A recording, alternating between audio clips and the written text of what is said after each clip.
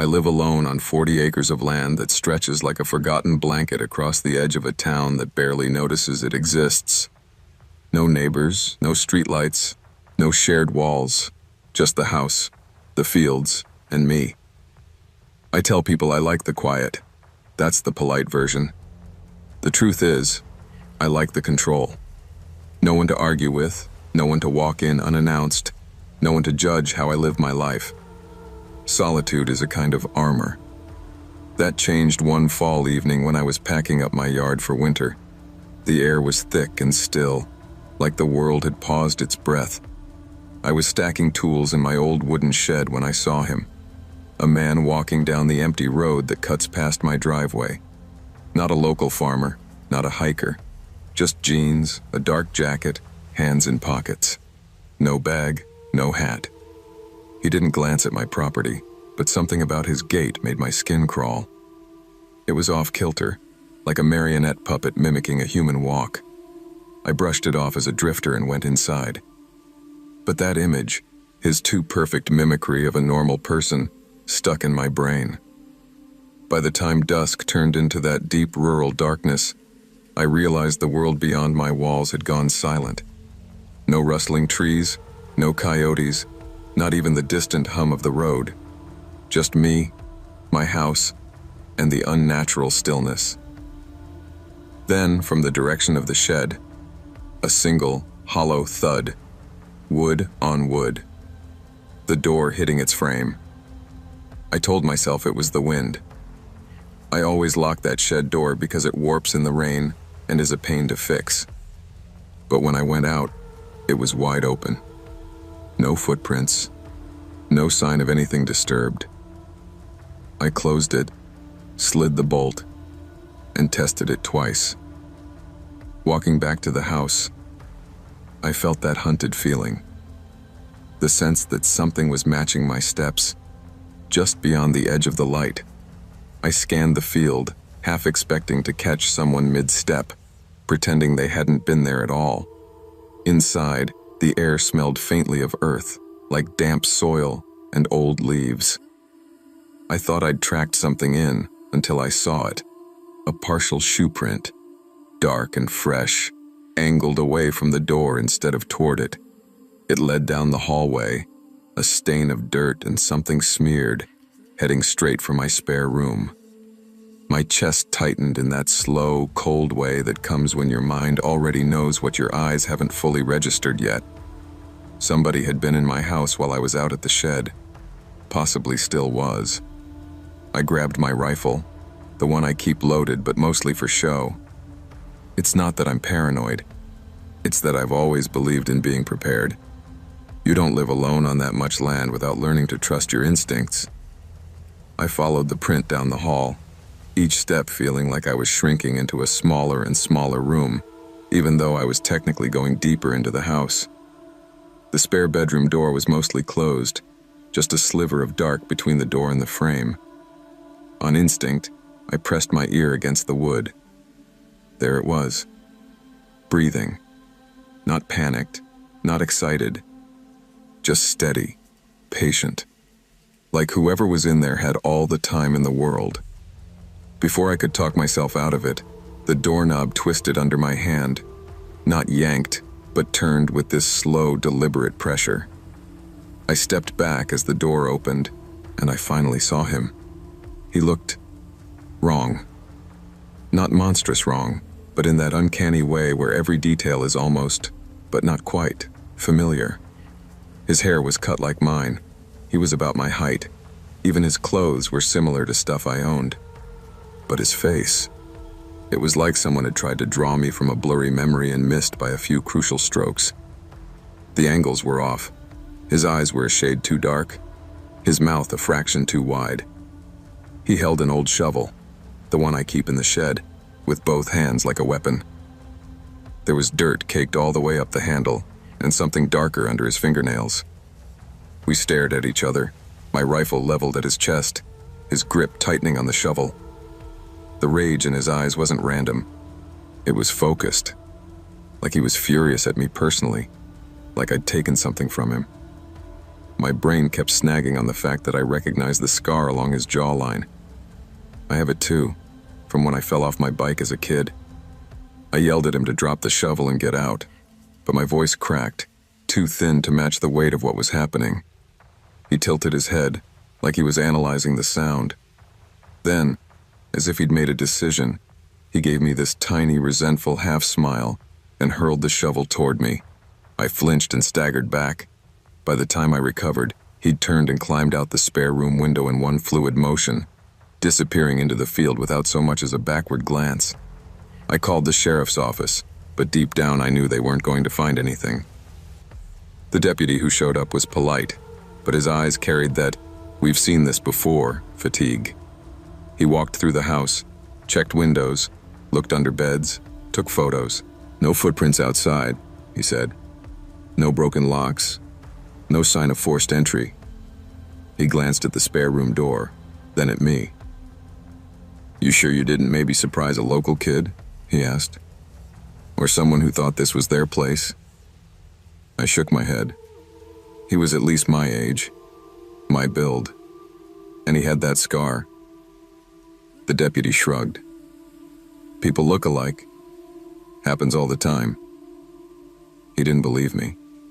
Or maybe he did, and just didn't care.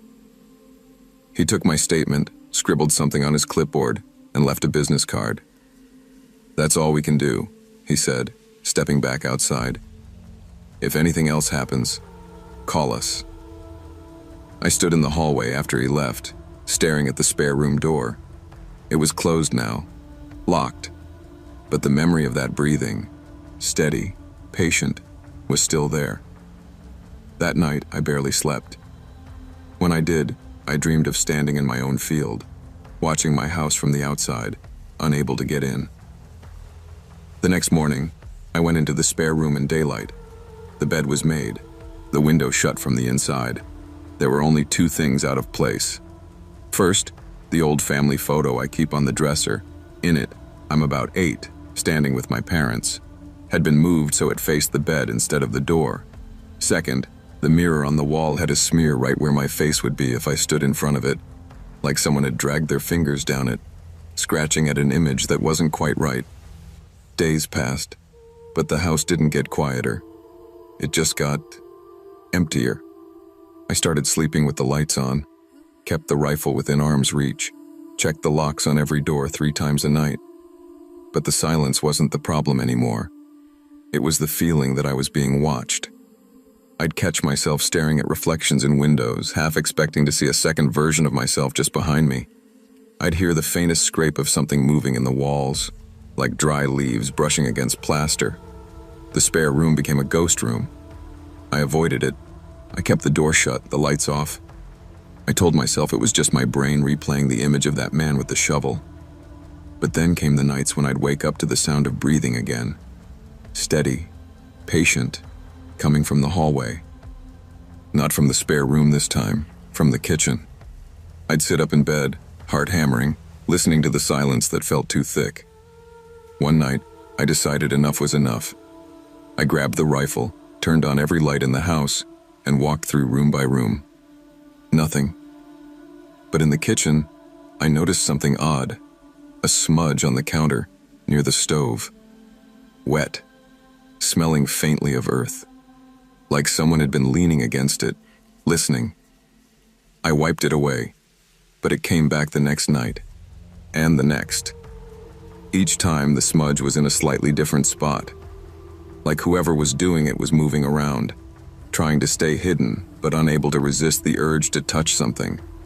It felt less like a break-in, and more like someone was practicing being me. I stopped sleeping in the bedroom, started sleeping in the living room, where I could see the whole house from one angle. I told myself it was temporary, that I was just being dramatic, but the house didn't believe me. One night I woke up to the sound of the front door opening. Not the soft click of a key, not the creak of old hinges, a heavy, deliberate push, like someone was testing how much force it would take. I sat up, rifle in hand, and listened. Silence. Then, From the hallway, the faintest sound of footsteps. Not walking, just shifting weight. Like someone standing still but refusing to be invisible. I stood, moved toward the hallway, and called out, "I know you're there!" No answer. Just the quiet hum of the house, waiting. I stepped into the hallway. The air felt colder here, sharper. And then I saw it. In the mirror on the wall, just past the spare room door, there was a reflection that didn't match what I saw in front of me. Me, except not me. The reflection was wearing the same clothes, had the same haircut, but its face was wrong. Too still. Too perfect. Like a mask carved from memory. It smiled. Not a real smile. A stretched, unnatural curve of lips that didn't belong to a real mouth. And then it turned its head slowly, deliberately, to look off into the dark part of the house where the light didn't reach. Like it was waiting for someone else. I blinked. The mirror was empty. Just me. But the feeling in the house hadn't changed. It still knew I was there.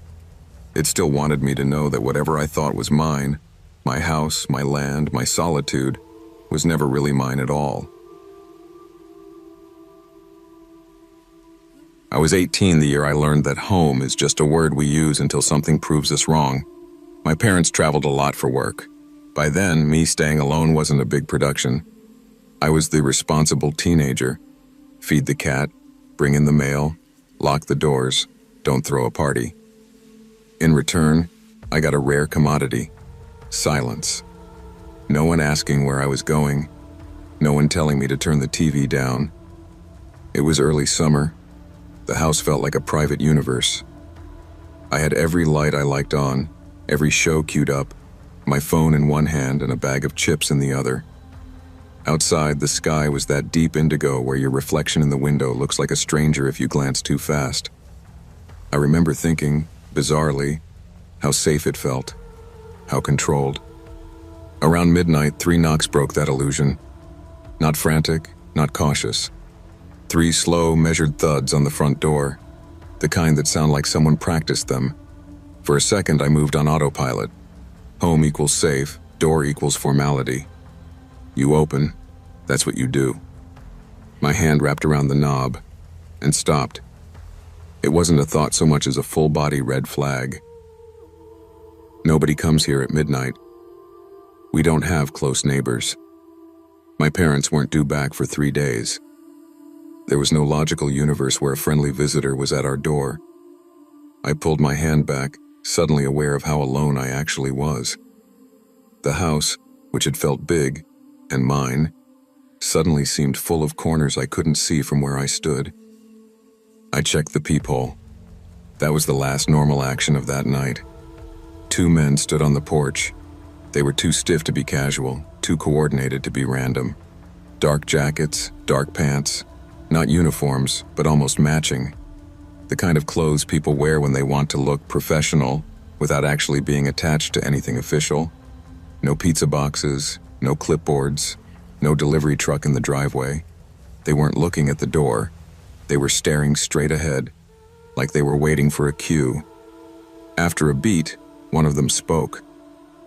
"We're here to speak with Mr. and Mrs. Ian," he said. My parents' last name, perfectly pronounced. The tone was wrong, though. It sounded rehearsed, like a line in a play. He didn't say your parents or the homeowners, just their names, like he knew them without knowing them. Every instinct in me screamed to stay silent. I could feel my pulse in my ears. The soft buzz of the ceiling light above me sounded like static. The air between my mouth and the door felt too fragile to risk words. I held my breath. They waited another moment, then glanced at each other. One muttered something I couldn't catch. Then they stepped out of the peephole's view. I didn't hear a car door. No engine turning over. Just the fridge humming behind me and the blood rushing in my head. I should have called someone then.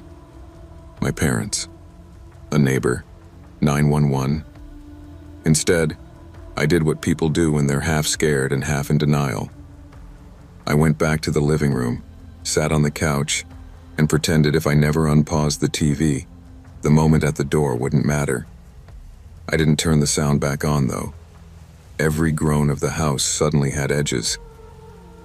A couple of minutes later, I heard it. Footsteps along the side of the house where there is no sidewalk. Just dirt and weeds. Slow, measured steps. Too heavy to be an animal.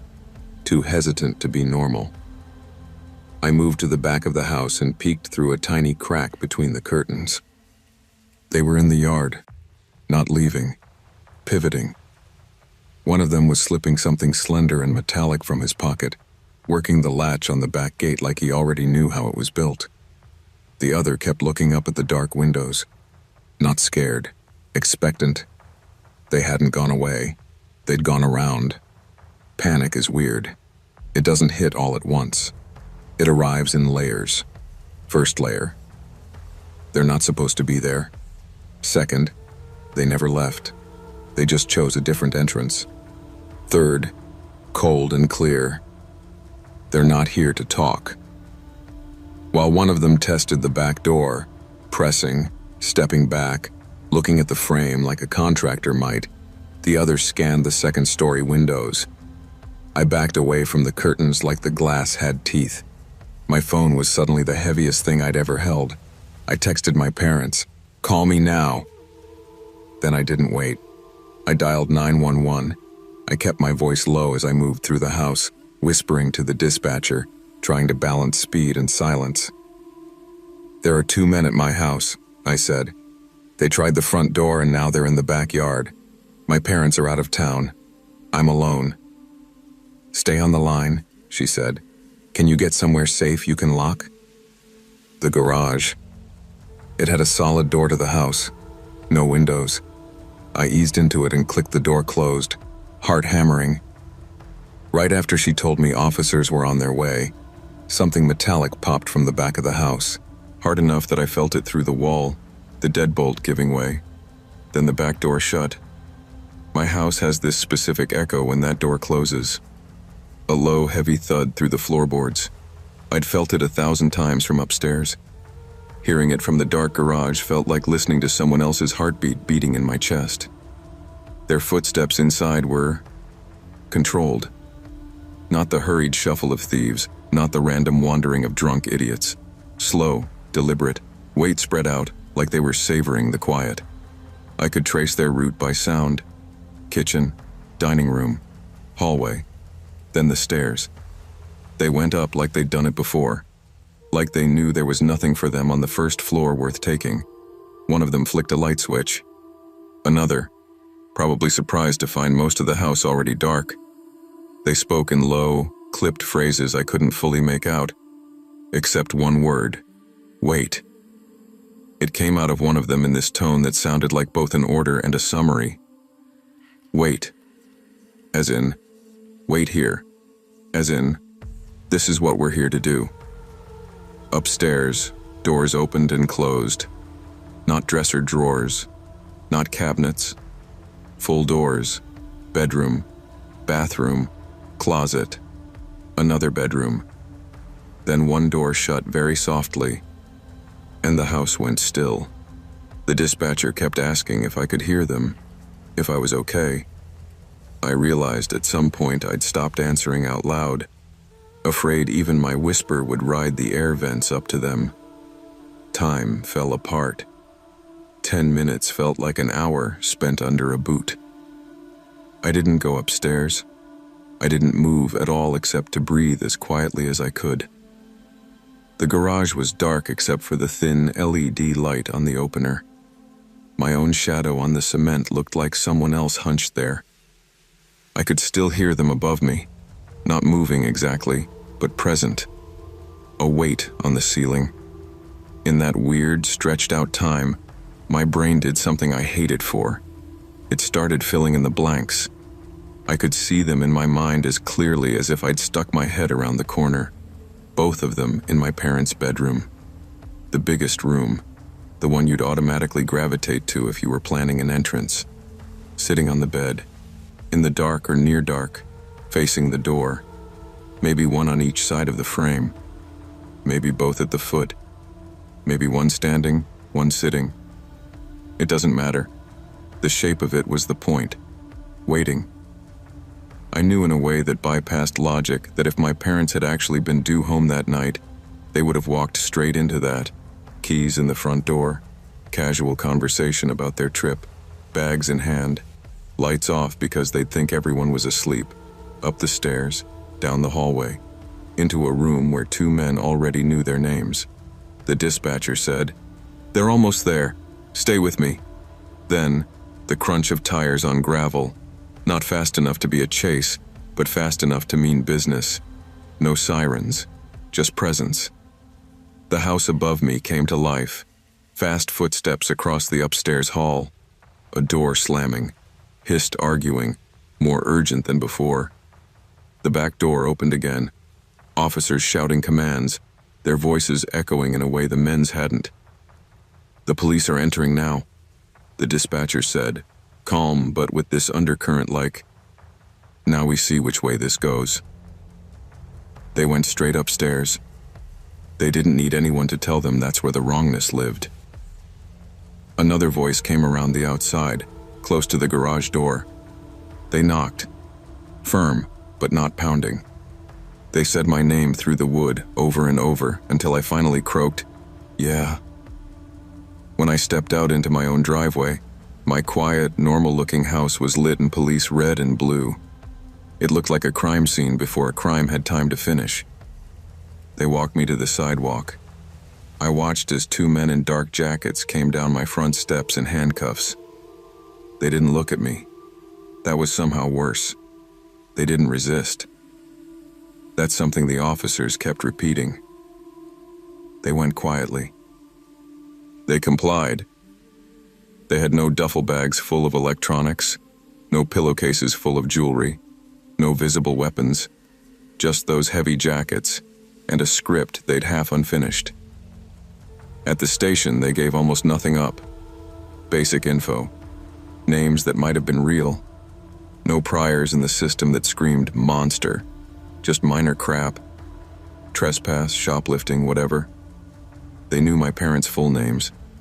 Our address. That my parents traveled often. Roughly how long they were usually gone. Later, my parents checked their digital lives for leaks. No obvious social media oversharing. No travel photos posted in real time. No public calendars. The airline miles account was secure. The email confirmed tickets, sure, but not our address.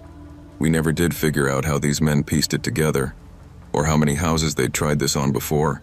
In the end, the cops could only hit them with breaking and entering an attempted burglary. There was no weapon on them, no injury, no stolen property. Nothing happened, officially.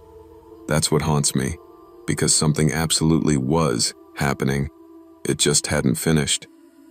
My parents tried to make it a teachable moment. "See?" my mom said. "Never open the door that late. You did the right thing." She wasn't wrong, but it didn't feel like the point. The point to me was that their plan didn't start with a door. It started with a name, with a schedule, with a mental blueprint of our house. And that when that plan hit a snag, my silence, my refusal to answer, they didn't give up. They adapted. They went around. I can't prove this, but I know deep in that irrational, instinctive place that if I'd answered, "They're not home, it's just me," something in them would have clicked sideways. The scene upstairs would have been different. The target would have shifted. And I might not be here to tell the story in a casual horror thread on the internet. Now, whenever my parents leave town, I feel this continuation. Not fear of a new thing, but dread of something resuming where it left off. Sometimes a car will idle too long on our street at night. The headlights will wash over our front door. I'll pause whatever I'm watching, stand in the hallway, and listen, just to be sure. Sometimes I swear I can feel the echo of those 3 practiced knocks in my bones. Not yet on the door. Just rehearsing, waiting for the right timing. the right names, the right house that still thinks nothing like that could ever happen here. I didn't notice my life getting smaller. That's the worst part. It wasn't some dramatic collapse, just a slow tightening of a loop. Work, drive home, door shuts, TV on, brain off. I work in logistics, which is a fancy way of saying I argue with spreadsheets and tracking numbers until they behave. It's not a bad job, just gray. My days are fluorescent lit and climate controlled. My nights are blue lit and silent. When I bought my split level 3 years ago, everyone said the same thing. Nice starter place, good neighborhood. It looked like every other house on the block. Same siding, same half-hearted landscaping, same porch lights that freaked out over squirrels. I told myself I'd get to know the neighbors. I didn't. I waved a couple of times, then started timing my exits to avoid eye contact. My social life shrank down to one person, Mark, a guy from work who refused to let me disappear completely. He'd drag me out for wings or beers, keep me on the group chat, remind people I existed. That December, he started calling me Ghost. "You're like a rumor," he said once. "People at work are like, is he still here? Did he die at his desk?" "I'm just tired," I always said, which was true, but it wasn't the whole story. Tired is safe. Tired is easy. Tired is how you justify not noticing that no one would miss you for a few days if your porch light burned out and never turned back on. Mark's New Year's party was his last stand against my hermit phase. "You're coming," he said. "This isn't a question. You can sit in the corner and judge everyone, I don't care. Just show up." I went because saying no felt like admitting something I wasn't ready to name. The party was exactly what you'd expect. Too loud, too warm, too many conversations you drift in and out of without actually connecting with anyone. I drank cheap whiskey from red cups because it filled the silence when I couldn't think of small talk. Every time I checked my phone, the time was later than I thought. Around 1:30 a.m., I bailed.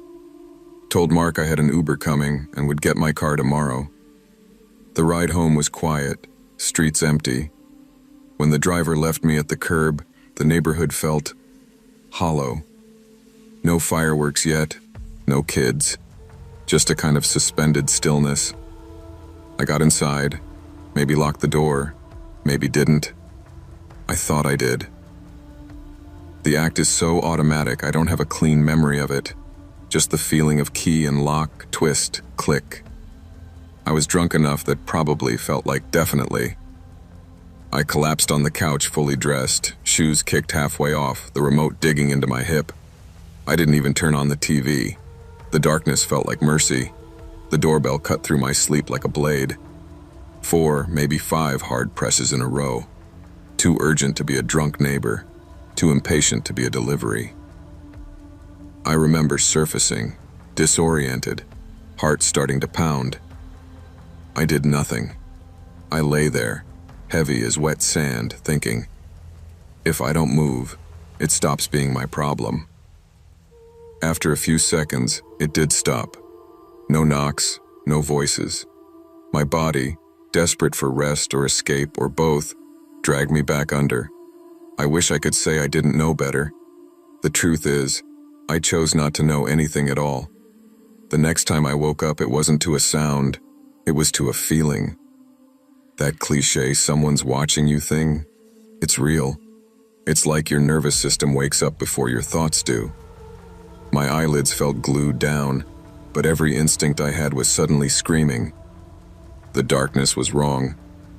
My living room usually has this faint orange haze from the streetlights, but now it was almost pure black. As my eyes adjusted, I saw that thin stripe of light on the hallway wall, pale and still. The front door was open, just a few inches. Enough that the night bled in, enough that I knew, with absolute certainty, that I had not done that. Before panic had fully formed, I heard it. Footsteps upstairs. Not clumsy, not cautious, just normal. The way I walked when I was half awake, going to grab laundry or my phone charger. Floorboards creaked exactly where I knew they would. My whole body went cold. I slid off the couch like I was trying not to wake something. Crouched behind it, heart slamming so hard I could hear my pulse in my ears. 2 sets of footsteps, 2 different weights. A door opened. My bedroom. The tiny rattle of hangers, drawers sliding, closet doors bumping and re-bumping like someone didn't quite push them closed. A man's voice, casual, empty. Told you. Another voice, more annoyed. People stash stuff. Check all of it. Evan screwed up because he got lazy. They weren't whispering. They weren't rushing. They sounded like guys at the end of a shift, complaining about a coworker while they finished their checklist. They came downstairs. One went toward the kitchen. I heard the fridge door suck open, cabinets thud. The other's footsteps headed straight for the living room. I held my breath until my chest burned. He walked around the coffee table. I heard the remote clatter to the floor, batteries rolling. I felt his presence on the other side of the couch, the air shifting. He leaned over. I saw his shadow stretch across the wall, his arm reaching down between the cushions. His hand passed inches above my head, close enough that I could have grabbed him. He didn't look down. "Nothing," he muttered. "TV's cheap anyway. Not worth it." He straightened up, already bored. For a second, it felt less like I'd hidden well, and more like I just didn't register, like I wasn't part of the inventory.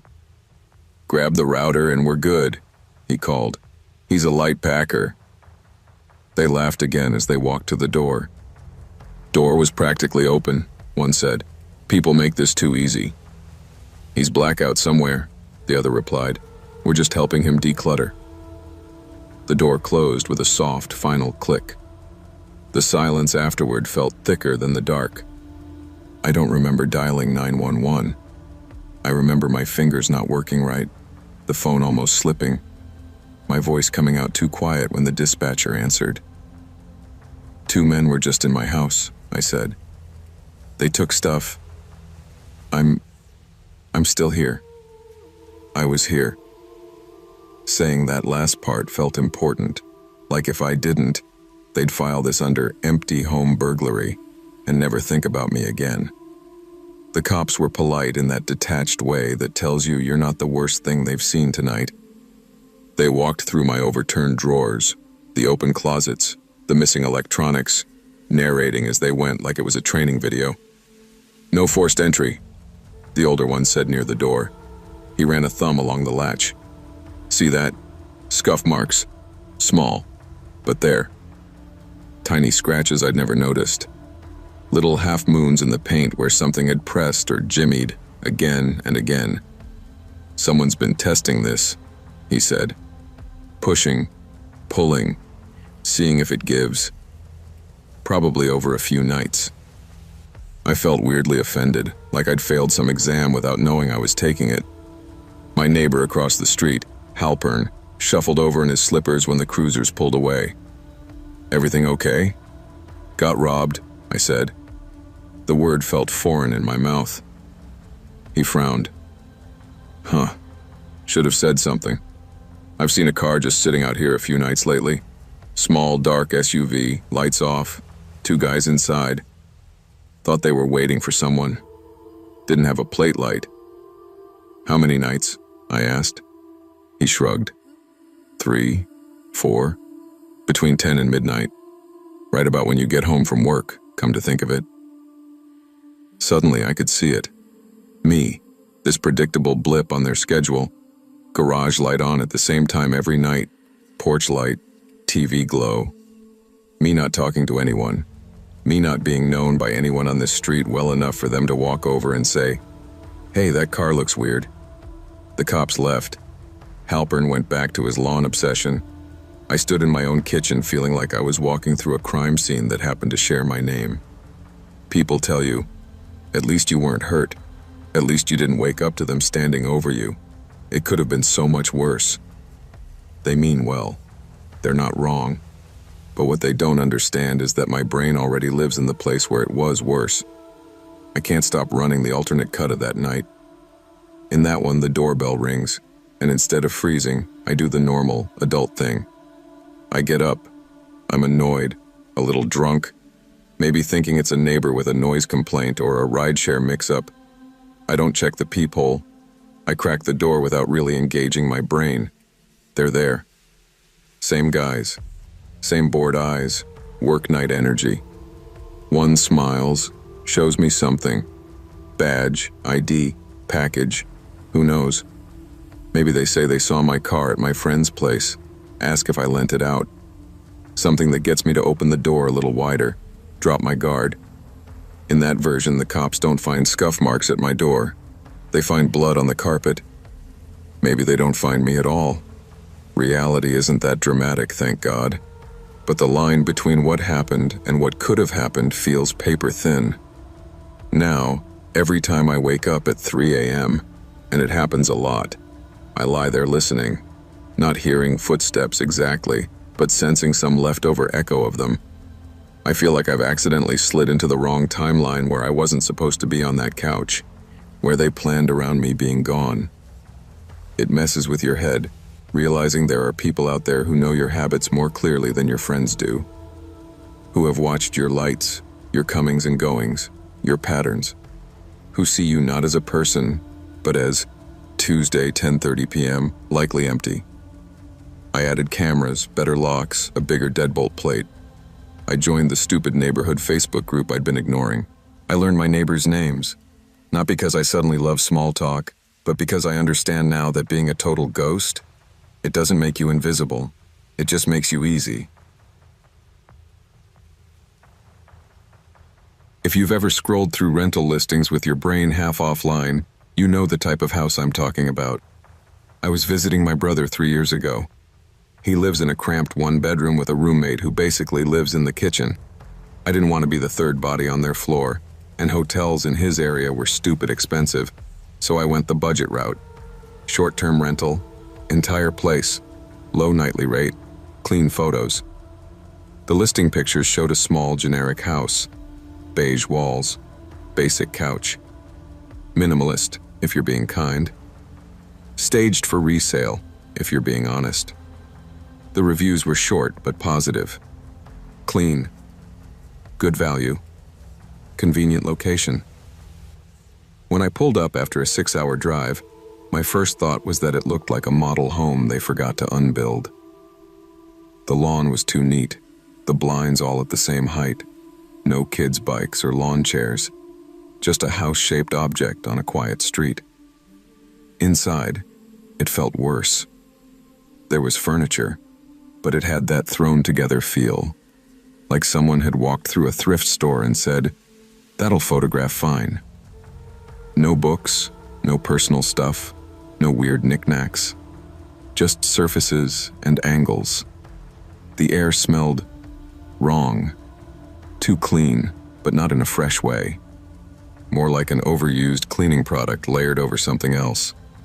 Bleach and something metallic hiding underneath. I told myself I was being dramatic. I was tired, stiff from the drive, irritable. I tossed my duffel on the neatly made bed, met my brother for dinner, and joked about my serial killer Airbnb. "Text me if a clown comes out of the vents," he said. I laughed. We both did. It felt like the kind of cheap, throwaway joke the universe loves to pin to a bulletin board. I got back to the house around 11 p.m., full of diner food and that sleepy road trip haze. I double-checked the code on the keypad, locked the deadbolt, and even tugged the door to feel it catch. The kind of overcautious thing you do more for your own anxiety than actual safety. Inside, the quiet felt heavy. No building hum, no neighbors through the walls, just the fridge cycling and the occasional car far off on the main road. I FaceTimed my brother for a bit, turned off the lamps, and crashed in the bedroom. The blackout curtains did their job too well. Once I closed my eyes, the world went away. Until about 3 a.m., I woke up like someone had snapped their fingers next to my ear. No dream, no gradual surfacing, just instant awareness and a feeling like I'd just missed something. The dark was total. My brain started trying to fill it, shapes in corners, shifts in the ceiling. I lay there, holding my breath, and that's when I heard it. Click. Not loud, not dramatic. Just the unmistakable, soft, controlled sound of a door latch engaging somewhere down the short hallway. No footsteps before it, no footsteps after.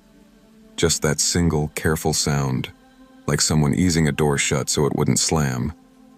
Every part of me went cold. The thought came in fully formed. Someone has a key. I lay there for what might have been 5 minutes or 30, listening to a silence that suddenly felt packed with attention.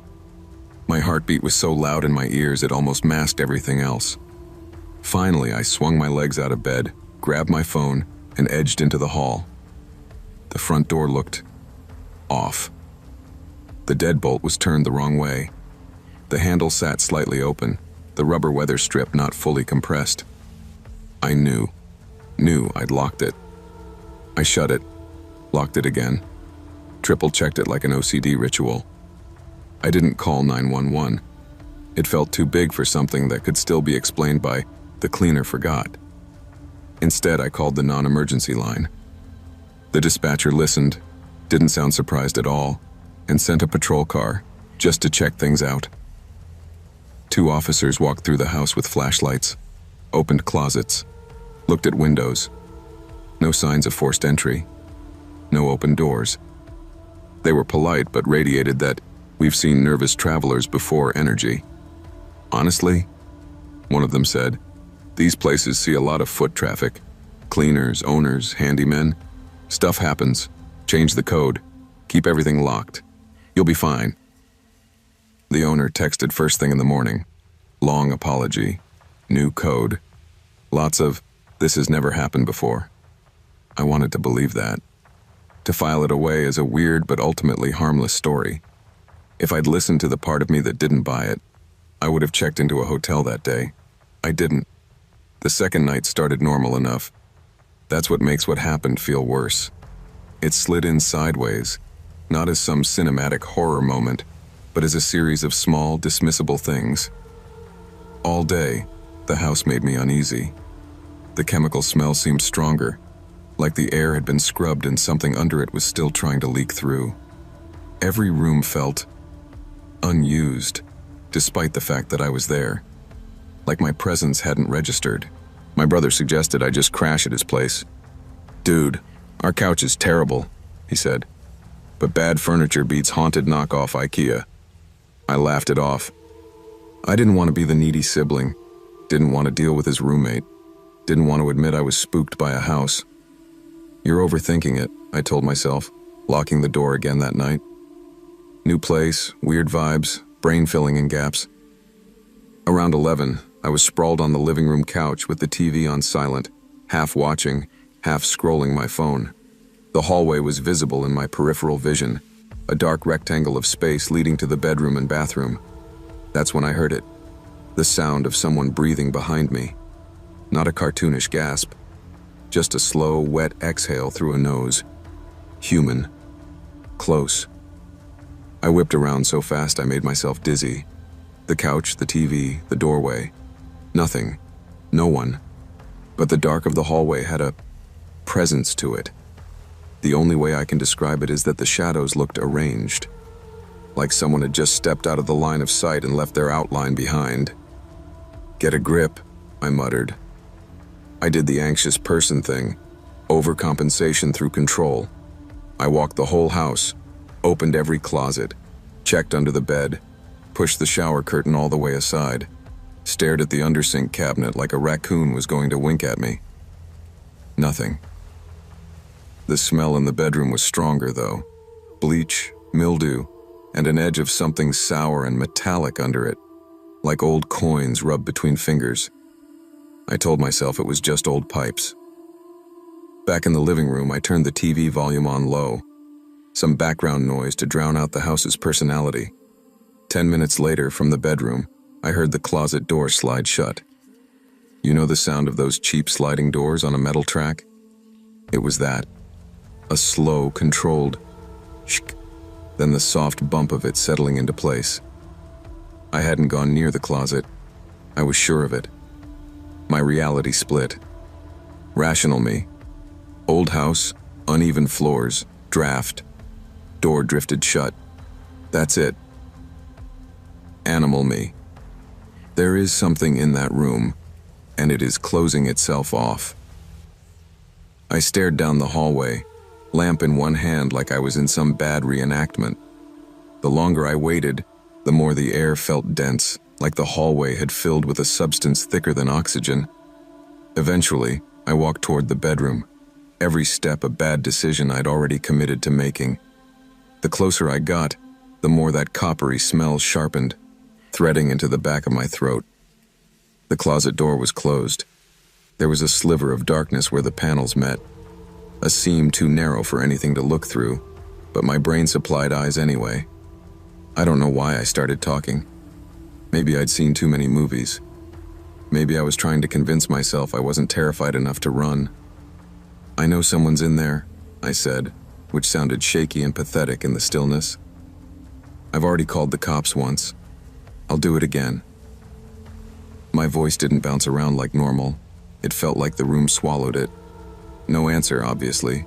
No sorry, wrong rental. No burst of adrenaline and sprint from an intruder. Just the hum of the house and that smell pushing at the edges of my composure. I reached out. My hand closed around the cheap little finger groove in the closet panel. Just as I started to pull, the bedroom light went out. Not a flicker. A clean cut. 1 second I'm staring at the door. The next, I'm in absolute black. I froze.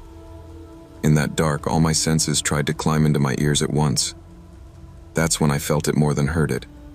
Weight shifting. A shoe, because it had that rubber on wood drag. Scuffing once. Inside the closet. 6 inches, maybe a foot, from where I stood. There is a level of fear that bypasses language. Nothing witty, nothing rational. Just an animal scream in your nervous system. I dropped the lamp without realizing it. My body had already decided to run. I bolted. Down the hallway, hands scraping the wall to orient myself. Into the living room, where the light from the street lamps outside made everything look washed out and unreal. The deadbolt suddenly felt like a puzzle I'd never solved before, fingers fumbling. All I could picture was that closet door sliding open behind me, silently, something stepping out into the hall. I yanked the front door open and didn't close it behind me. Just burst out onto the front stoop into the cold night air, like I'd been underwater too long. Under the wash of a nearby streetlight, I finally dialed 911 with fingers that couldn't hold still.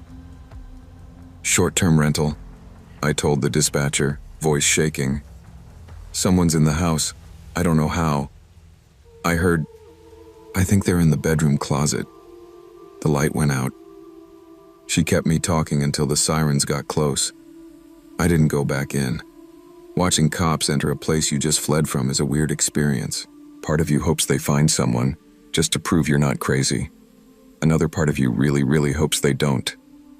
They swept the house, guns drawn at first, then relaxing into that slightly annoyed professionalism when nothing lunged at them. "No one inside," one of them said after a few minutes.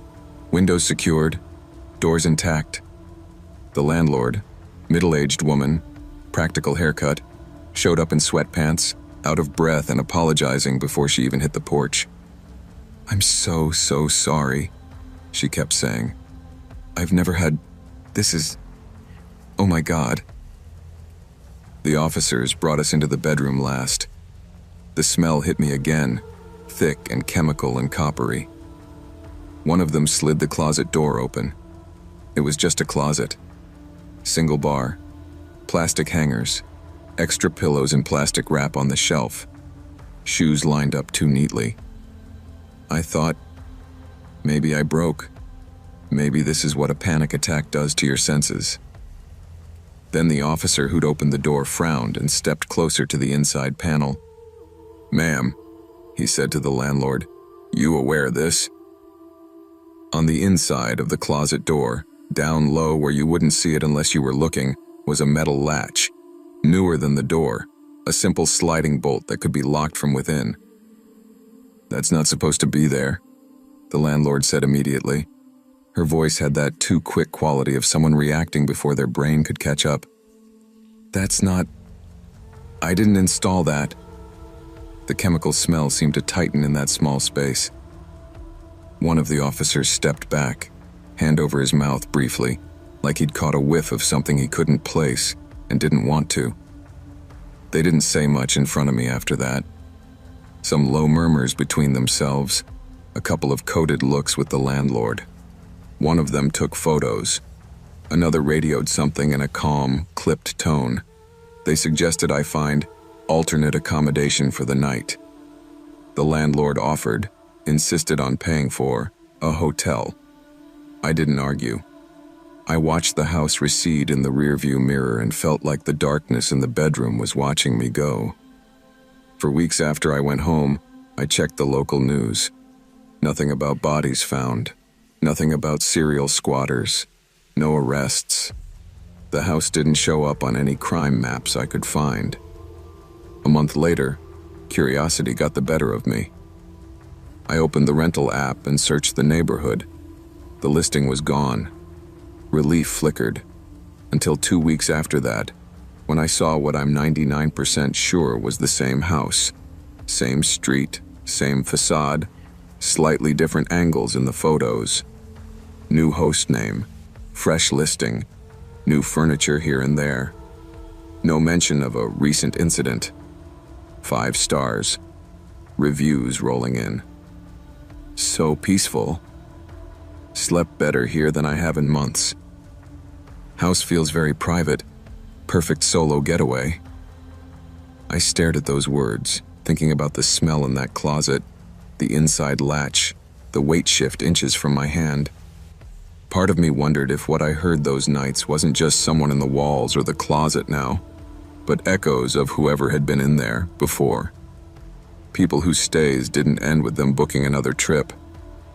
I've never reported the listing. I don't know what I'd even say that wouldn't sound like paranoia. All I know is that somewhere out there is a house whose walls have practiced this routine. A host who said, "That's not supposed to be there," like it was both true and not the whole truth. And a closet with a latch on the inside that didn't install itself. And strangers keep going there, looking for a cheap, peaceful place to sleep.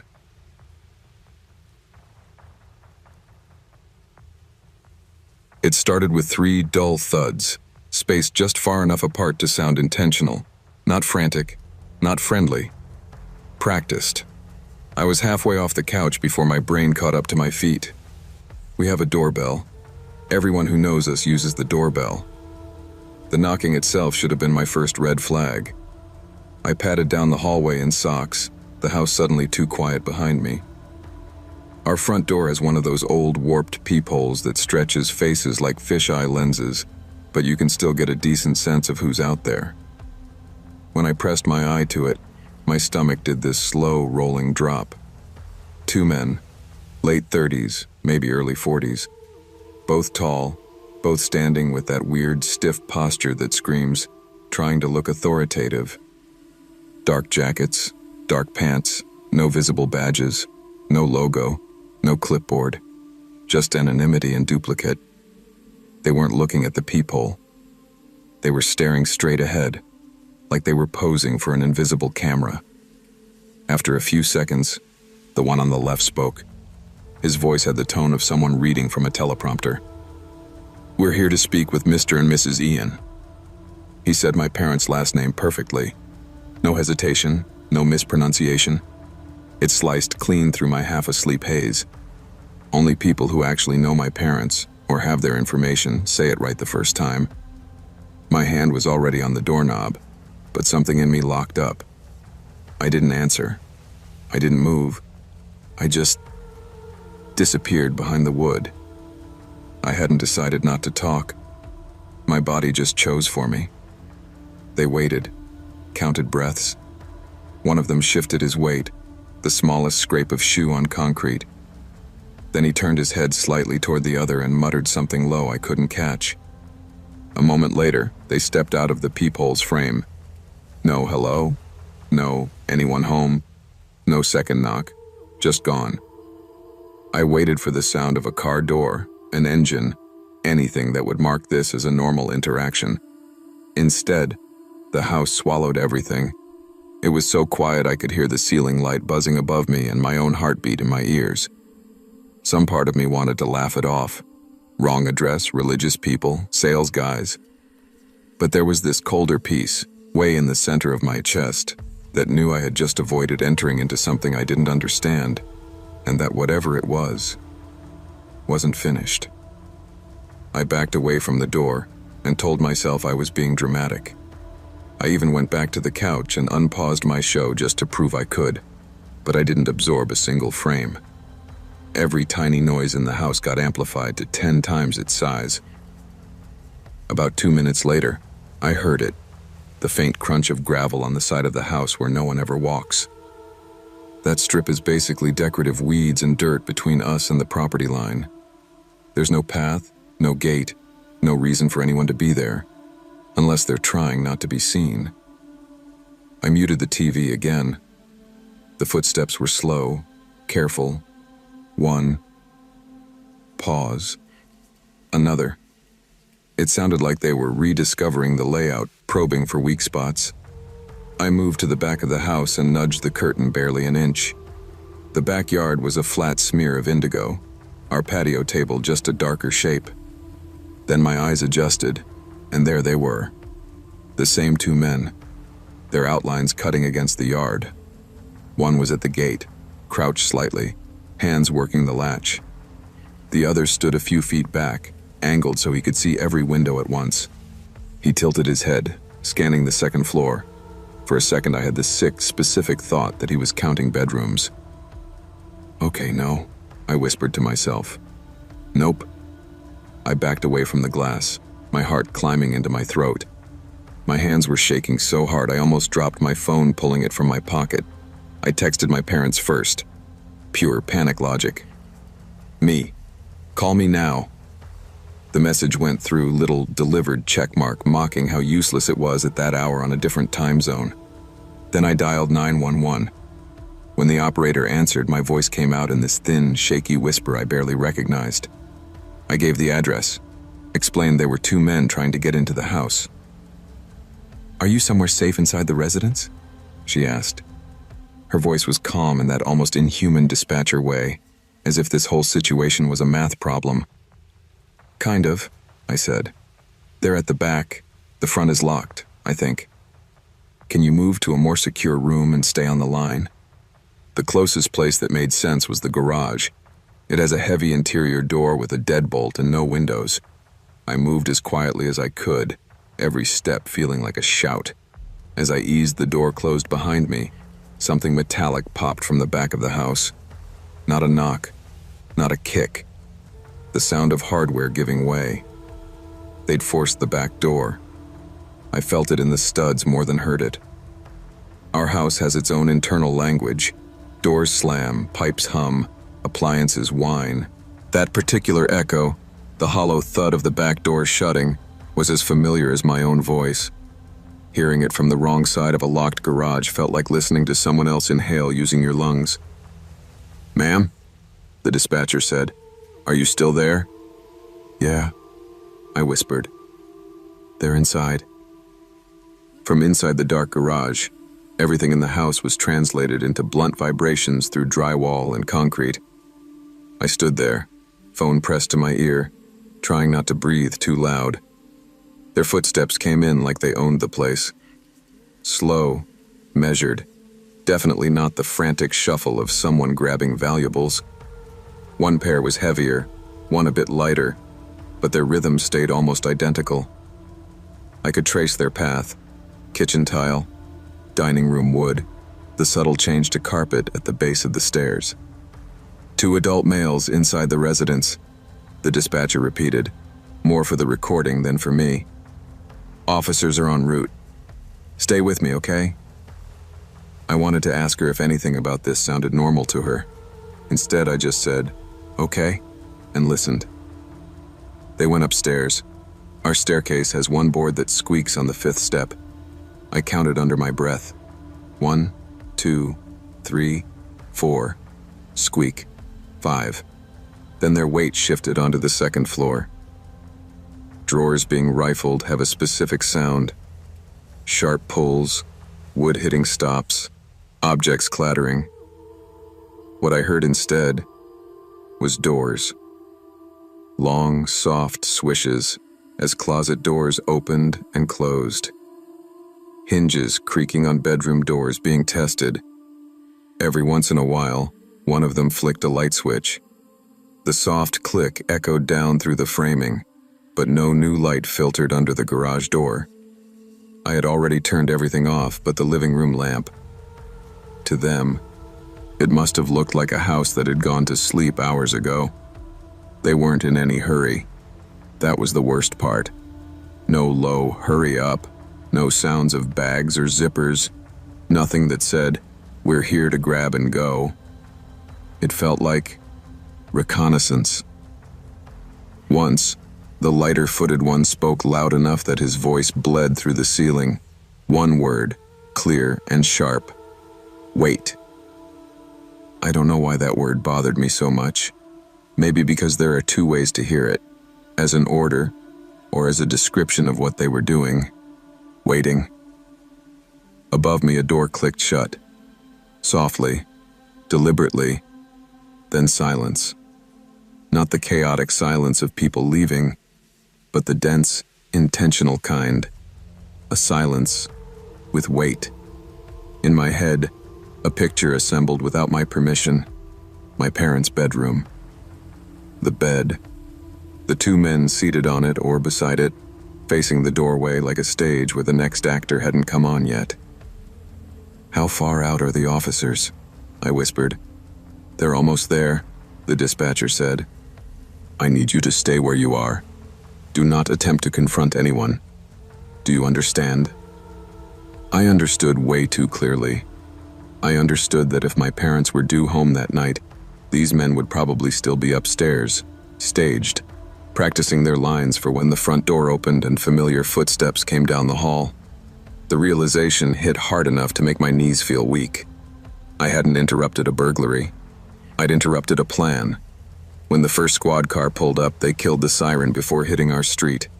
All I heard was the crunch of tires on gravel and the low murmur of radio chatter coming through someone's open window.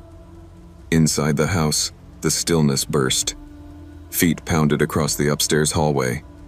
A door slammed, then another. One of them cursed under his breath, just a muffled syllable, but the tone was unmistakable. "Officers are entering now," the dispatcher said. "You're doing great. Stay put until they come to you." The back door opened again, this time with authority. Voices barked commands. "Sheriff's Department. Hands where I can see them." Boots thudding up the stairs, the controlled chaos of trained people stepping into someone else's mess. Another officer came around the side of the house and knocked gently on the interior garage door. "My name?" "It's the police. You can open up." I froze for a second. Every movie I'd ever seen flashed through my head. Someone faking a voice, baiting the victim. I called out, "Badge through the mail slot," before my brain could tell my mouth that was insane. There was a tiny pause, then a quiet chuckle. "Fair enough," the voice said, closer to normal now. "Unit 24. I'll back up so you can open it." I still checked through the peephole. He was there. A uniform, reflective vest, radio on his shoulder. I unbolted the door with hands that felt like they belonged to someone else. The house looked wrong in red and blue. Our neat, neutral walls were slashed with emergency colors, making everything look staged, like the set of one of those gritty reconstructions on true crime shows. They walked me outside while other officers moved in and out, their radios hissing.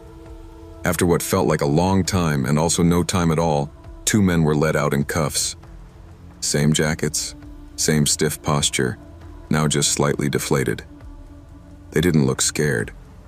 They looked annoyed. Like this was a delay. One of them scanned the crowd and his gaze skimmed past me for a microsecond. No recognition. No surprise. Just a flicker, like he was checking which variables had changed. "Do you know these men?" an officer asked me. I shook my head. "No, Never seen them. Later, I overheard snippets. No weapons found on them. No stolen property. No obvious tools beyond whatever they'd used to pop the back lock. When questioned, they gave names the cops clearly didn't buy, and addresses that led to vacant buildings. They knew my parents' full names. They knew our address. They knew our travel dates. Roughly 3 days. Home Sunday. Could be they got your info from a data breach, one detective said when my parents finally flew home and met with them. Or social media. People post more than they realize. My parents don't post anything. No boarding passes, no vacation shots. Their profiles might as well be dead.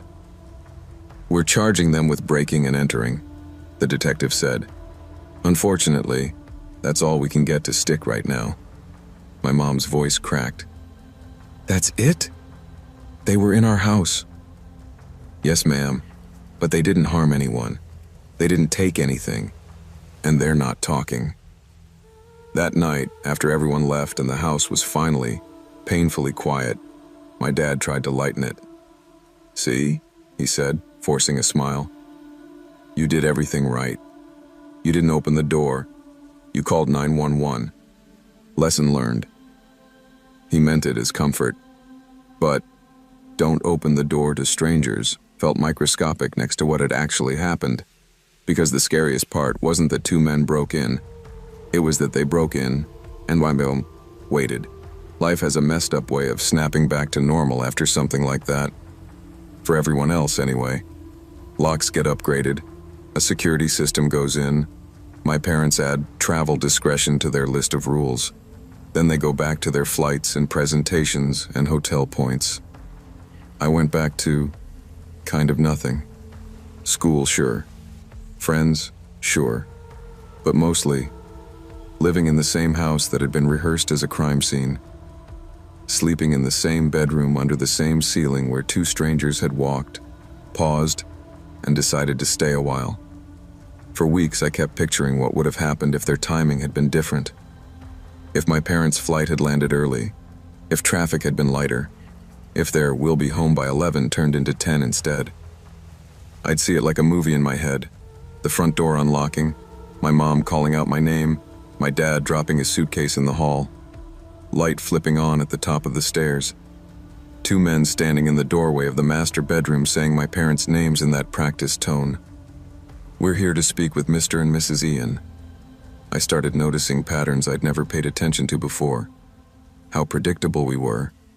The light we always left on over the stove. The habit of my dad checking the mail before taking off his shoes. My mom hanging her keys on the same hook every time. I could have written a script for our nightly routine. So could anyone watching long enough. That realization gutted whatever sense of safety I had left. I wasn't afraid of monsters or ghosts. I was afraid of rehearsal. Of people who practiced being harmless until the exact second they didn't need to be anymore. The legal process dragged on, then kind of fizzled, at least from what we were told. Without evidence of a bigger plan, the system treated it like a weird, failed break-in. A blip. The men pled to lesser charges. Time served, maybe probation. No one would say much. I still think about them, about how calm they were, about the way one of them said, "Wait," upstairs, and how that one word felt like the center of a larger sentence none of us got to hear. Here's what lives with me now. Every time my parents book a trip, I get that same sinking feeling in my stomach. Not that something new will happen, but that something old will resume. Like somewhere, someone still has a copy of the script labeled Ian House, Night Interior, and is just waiting for the right cast to line up again. Sometimes, late at night, when a car slows down outside, I mute whatever I'm watching and stand in the hallway. I just listen. For gravel crunching along the side of the house where no one should walk. For the back latch trembling. For 3 measured knocks and a voice saying my parents' names, ready to pick up right where they left off.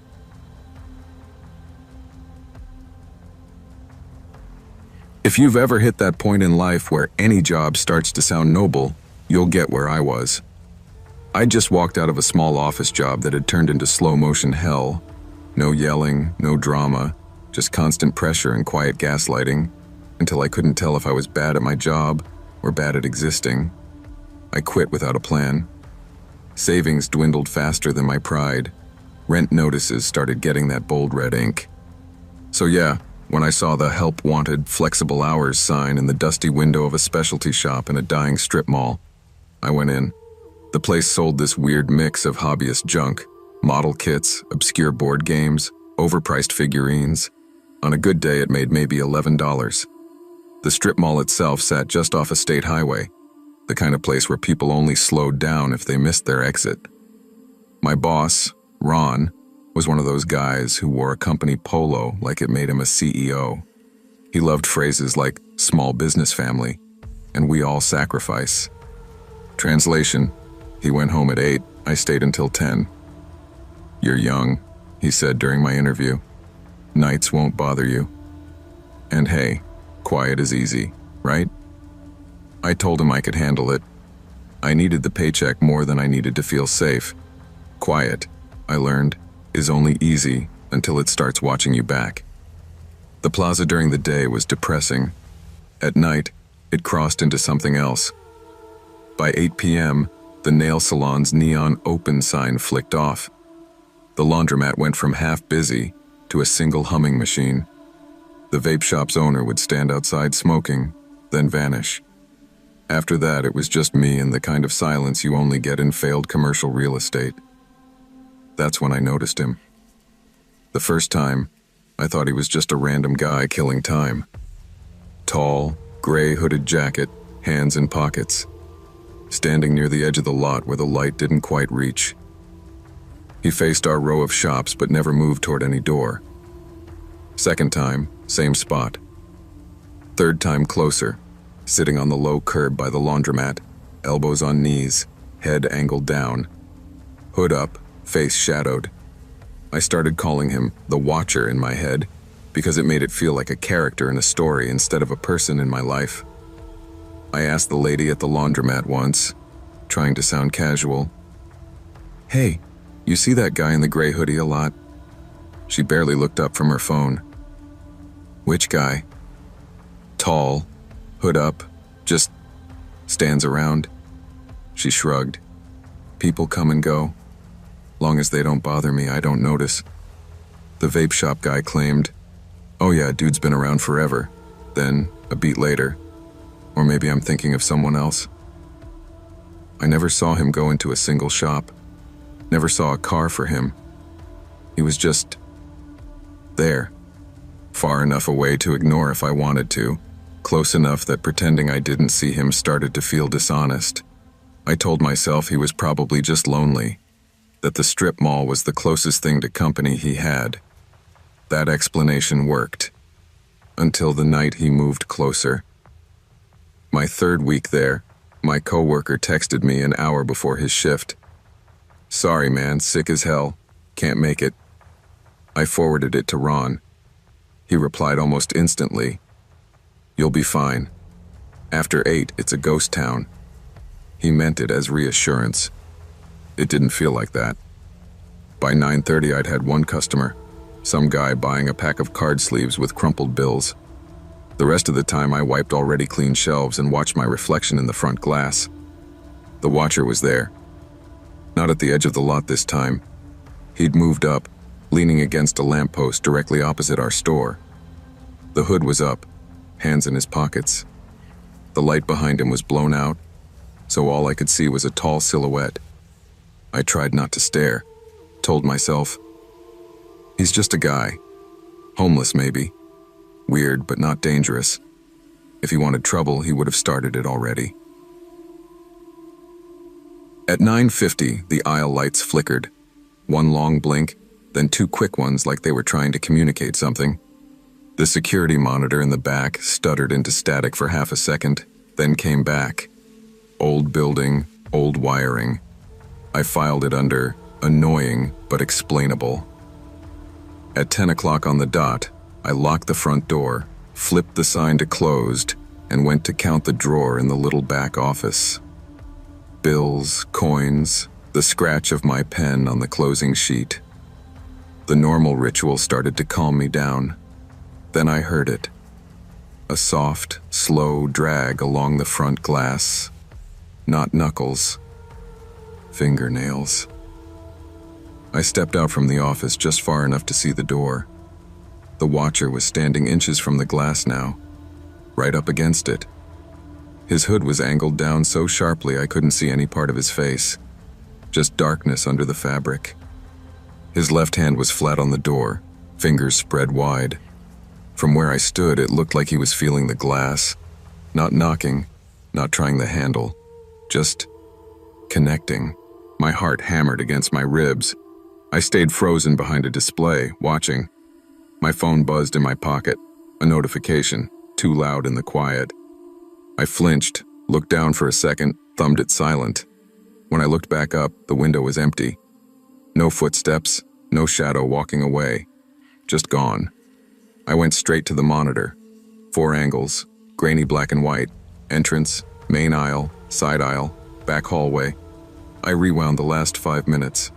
On the screen, the front of the store stayed completely empty.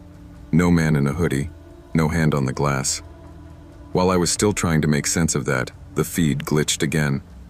For 1 frame, maybe half a second, it showed me. Same uniform, same apron, standing at the register, counting cash. Timestamp, 2 nights earlier. Then it snapped back to live. I told myself it was a software bug. Old system, cheap cameras. Still, I shut the office door before I finished counting. The lock on that thin, hollow core door felt like a joke. I turned off the sales floor lights, 1 section at a time, until only the emergency strips glowed faintly. The store felt smaller, pressed in by its own inventory. I grabbed my keys and headed toward the back exit. The front door chime rang. Just once. Soft, cheerful. The same sound it made every time someone walked in during business hours. Except the front door was locked. I checked it myself. I was holding the only key. The air changed. It sounds stupid, but that's the only way I can describe it. The room felt thicker, like someone had just taken a deep breath and was standing there, waiting. I froze. From the center aisle came the faintest scrape, like a shoe sliding half an inch on tile. Not a crash, not a bump, just presence. I did not go toward it. I backed into the office instead, shut the door as quietly as I could, and locked it. My hands were shaking so hard it took 3 tries to dial the non-emergency police line. "I'm at the store name," I whispered. "I think someone's inside." The door's locked, but I heard... I stopped. What was I going to say? I heard a chime that shouldn't ring, and air that felt wrong. The dispatcher said officers were on the way. Stay put. Don't engage. So I watched the cameras. For a minute, the feeds were boring. Empty aisles, empty entrance, empty hallway. Then something appeared. No door opened. No frame flickered. 1 second, the front part of the store was empty.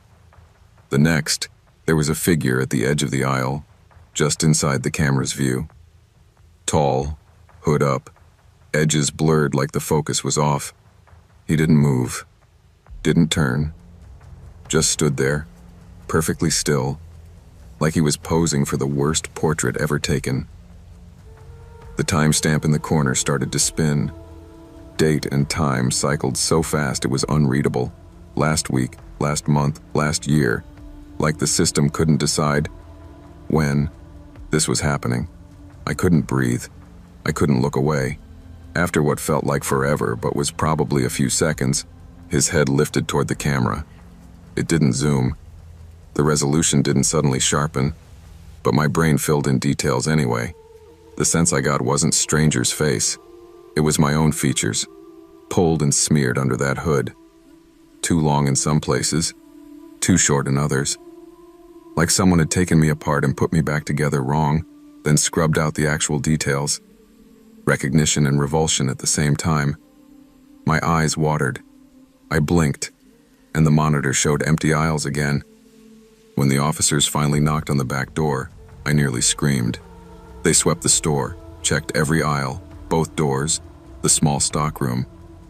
Nothing disturbed, one of them said. Everything's locked up tight. Could have been someone rattling the door and running off. These plazas attract weirdos. I almost told them about the camera, about the timestamp, about the not quite me face. Instead, I just nodded, signed their form, and watched their taillights vanish into the highway traffic. Ron was more mad about the police cars than about me being scared. "We don't need that kind of reputation," he said the next day. "It spooks customers. Next time, just call me first." "Would you have come in?" I asked. He didn't answer. I lasted 2 more weeks. Each closing shift got worse in ways that would sound minor to anyone who wasn't there. The chime went off twice on different nights, even though the door stayed still on camera. I'd be restocking and feel the unmistakable sensation of someone standing just behind me, this pressure, like another body in my space, only to turn and find empty air. Twice, while I was alone, the monitor flashed that same single-frame image of me at the register from earlier nights. Same posture, same stack of bills in my hand. The timestamp was different each time, stretched by a few minutes or hours, like the system was building out a whole catalog of my routines. My last night there, I bent down to grab something from under the counter and felt a breath against the back of my neck. Warm, close. No one was there. I handed in my notice the next day. Ron tried to argue. "You're overreacting," he said. "You're young, your imagination runs wild. Nothing's happened. You're fine." "I don't feel fine," I said, "and I don't want to be here when whatever this is decides to stop playing around." He rolled his eyes but let me go. Now, months later, I still have dreams about that office. Not about Ron, not about customers, about the monitor. In the dream, the 4 camera feeds are all me. Me shelving, me counting, me locking the door, me standing at the glass, hand pressed flat against it, hood up. The timestamp never settles. It just keeps spinning. Sometimes when it finally looks up in the dream, there's no face at all. Just the reflection of those aisles, perfectly stocked, stretching on forever. When I drive past that strip mall now, I tell myself not to look. I always do. The nail place is gone. The vape shop's lights buzz. My old store has a for lease sign, but the interior lights sometimes flicker on at night. I never see the watcher, but the lot looks wrong. Too still, like a paused video. Like whatever happened there is still happening on some loop, waiting for the right set of eyes to press play. And on nights when my apartment is dark and my phone is face down and it's too quiet, I'll hear that soft, friendly chime in my head. A door opening for someone, not for me.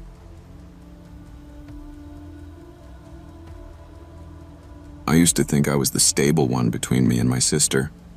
She was the social one, always out, always posting, always orbiting other people. I was the one who liked staying in, who double-checked the locks, who knew where the breaker box was and when the rent was due. We joked that if our lives were a horror movie, she'd be the one running toward danger with friends, and I'd be the one rolling my eyes from the couch, safe at home. We rented this small 2-story house in one of those copy-paste neighborhoods where the developers change the paint color and call it variety. Every driveway was the same, every lawn equally tired. People waved if our trash cans happened to line up, but that was it. It felt anonymous in a comfortable way, like existing inside a wallpaper pattern. When my sister booked a week-long trip to Florida with her friends, I was almost relieved. No passive-aggressive arguments about dishes, no blasting music at 11 p.m., no strangers from her life drifting through my living room, just me, my routines, my noise level. "I'll text you my flight info," she said, hauling her suitcase to the Uber. "Try not to burn the place down." "Try not to bring home anything incurable," I shot back. We laughed. It felt like a temporary reset button. The first day alone, I cleaned on autopilot, wiped counters, moved the couch 3 inches to the left like I'd always wanted, opened windows to let the air cycle. The house felt bigger, but in a good way. My footsteps echoed differently. Looking back, I keep thinking, the house expanded just enough to fit one more presence I hadn't invited. It was mid-afternoon when someone knocked. Bright daylight, neighbor lawnmowers in the distance, totally unthreatening. My sister orders from online shops like it's a sport, so I assumed it was a package. I didn't even hesitate. I went straight to the door and opened it without checking. Standing there was a man I absolutely did not recognize. 40s maybe. Dark jacket despite the mild weather, washed out jeans, hands empty. No box, no envelope, no ID badge, no company logo. Everything about him was aggressively generic except his eyes. Those locked onto mine in a way that felt practiced. Can I help you? I asked. He just stared for a beat too long, like my face was a test question. Then he smiled, but it didn't reach his eyes. It looked like he'd rehearsed the motion in a mirror. I'm looking for Anna, he said. My sister's name landed like a physical object between us. I hadn't said it. It wasn't on the mailbox. Our last name wasn't anywhere outside. My brain did that thing where it flips through explanations way too fast. Friend of hers, co-worker, delivery mix-up, stalker. She's not here, I managed. Who are you? He let the question hang there. No answer. Just that slight tilt of the head, like I'd thrown off his script. Oh, he said finally. I must have the wrong day. The wrong day? The way he said it made my skin crawl, like we were supposed to have some appointment I knew nothing about. He turned away without waiting for more. No, sorry. No, wrong house. Just a quiet pivot down the porch steps. He walked down the sidewalk at this calm, unhurried pace, never looking back. I watched him through the window until he disappeared around the curve of the cul-de-sac. No car door, no engine, just gone somewhere that wasn't his house, because I knew everyone's car on our street and I had never seen his. That night, I triple-checked the locks, told myself he was a mix-up, a weird neighbor, a confused delivery guy. But underneath all that logic was a tight, coiled feeling I didn't have a name for yet. The sense that he hadn't been surprised to find me there, just mildly inconvenienced that it wasn't her. The second night, the house felt different, not obviously. The lights were the same, the furniture was where I'd put it, the hum of the fridge unchanged. But underneath that was this subtle wrongness, like walking into a room where someone just had a heated conversation and left. The air buzzed with something unsaid. I went to bed later than usual, scrolling until my eyes hurt just to avoid the quiet. My bedroom is on the second floor, window facing the thin strip of dirt and fence between our house and the neighbors. There's nothing under that window. No ledge, no tree branch, nothing to stand on. Around 1 a.m., I woke up to a sound that my brain initially folded into a dream. A soft, rhythmic tap, tap, tap. Not loud, not random. It had a tempo. I lay there staring at the dark, trying to locate it. It wasn't the pipes. It wasn't the fridge. It wasn't the house settling. It was coming from my window. The tapping continued at the exact same pace, like someone drumming fingernails on glass while they thought. My heart started beating so hard I could feel it in my throat. I kept telling myself, wind, debris, a branch. We don't have a tree near that wall. I couldn't bring myself to jump up and yank the blinds. I slid my hand slowly toward my phone on the nightstand and watched the sliver of space where the window's shadow cut across the wall. Tap, tap, tap. It went on for maybe a full minute. Then it stopped. Not gradually, not like something swinging away, just off. I lay there frozen, counting to 100 in my head, then 200. Finally, I forced myself to get up and peek through the side of the blinds. Nothing. Just the faint shape of the fence and the neighbor's siding catching a bit of distant streetlight glow. No movement. No branch scraping. The next morning, in the full cruelty of daylight, I checked the window from outside. 3 faint vertical smears ran down the outside of the glass, spaced like finger widths, like someone had rested their hand near the top and slid it down slowly. I tried to dismiss it as dirt, rain, whatever carried dust, but that part of me that had tensed when the man said my sister's name tightened another notch. I didn't tell her. What was I going to say? Hey, hope Florida's fun. Some guy who knows your name might be tapping on my window. I didn't want to be the one freaking out over nothing. The problem is, nothing had started developing habits. It was the 4th night when he stopped hinting and started personalizing. I got home from work just after sunset. The neighborhood was in that low-activity lull. Kids inside, porch lights on, TV flickers visible through curtains. Our house looked normal from the outside. Nothing broken, no open windows, no obvious damage. The front door was still locked exactly how I'd left it. The key turned smoothly. For a split second, I let myself relax. Then I walked into the living room. The TV was on. We don't have cable, just a streaming stick that defaults to a home screen. But the screen was filled with static. Not a no-signal graphic, not a menu. Pure black and white noise, like someone had gone out of their way to find that dead channel. The volume was barely audible, just a low hiss under the hum of the lights. I hadn't used the TV that day. I'm obsessive about turning it off when I leave. Okay, I said out loud. Okay, maybe power flickered, maybe. I turned toward the shelves next to it and the words died in my throat. Every framed photo on the living room wall had been turned to face the wall. All of them. Grad photos, vacations, my parents. The frames were still hanging, but the photos were pressed flat against the paint, backs facing out. Every photo. Except one. On the end table by the couch sat the picture of me and my sister from last year. Us at some festival, sweaty, sunburned, laughing at something off camera. It was the only photo in the room still facing forward. Someone had taken a pen and neatly circled my sister's face. One clean loop around her head. Not a scribble, not vandalism. A mark of focus. Targeting. I checked every door, every window, every closet on autopilot. No signs of forced entry. No pried latches, no broken locks. Nothing missing that I could see. My jewelry box, our laptop, my wallet, everything was still where it belonged.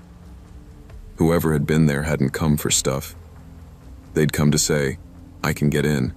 I know who lives here. And I am interested in her. My hands shook so hard when I called my sister that I almost dropped the phone. She answered on the second ring. Bar noise and ocean waves in the background. What's up? She shouted over the din. Do you know a guy in his 40s? I started, then realized how insane that sounded. Dark jacket, kind of average looking, maybe brown hair? She snorted. Wow, that narrows it down. Why? I told her about the man at the door, the way he'd said her name, the tapping, the photo. Her tone shifted from amused to defensive. I don't know anyone like that. I haven't given our address to anybody except for job stuff and deliveries. You're freaking yourself out. Are you sure? I pressed. Like, completely sure? Yeah, I'm sure, she snapped. Then softer. Look, I'm sorry, but I really don't know who you're talking about. We hung up with her telling me to call the landlord if I was that concerned. He, of course, brushed it off when I texted. Probably kids, maybe a glitch. He'd swing by and check the lock sometime. That night, I locked my bedroom door for the first time since moving in. The tiny click felt like drawing a line that wasn't going to matter to someone who'd already crossed all the others. It was somewhere around 3 a.m. when the house woke me up. Not a loud bang, not glass breaking. That would have been simpler. No, it was the subtle things that did it. The particular creak of our hallway floorboard, the one I step on every morning on my way to the bathroom. Creak. Then another. Slower. Someone walking down the hallway outside my room. I lay there in the dark, suddenly wide awake, every hair on my arm standing up. I grabbed my phone and clutched it in both hands, thumb hovering over the emergency call button. The footsteps stopped just outside my bedroom door. The gap under the door went darker, someone's feet blocking the light from the nightlight in the hallway. The doorknob jiggled once, a polite test. Then again, with more pressure, turning as far as the lock would allow. The lock clicked in protest. The knob strained but didn't give. Whoever was on the other side held it there for a beat, as if feeling the resistance, as if confirming, locked this time. I was holding my breath so hard my ribs hurt. In that silence, my phone suddenly buzzed. A text from my sister replying to something I'd sent earlier. The vibration sounded deafening in the dark. I dared a glance at the notification.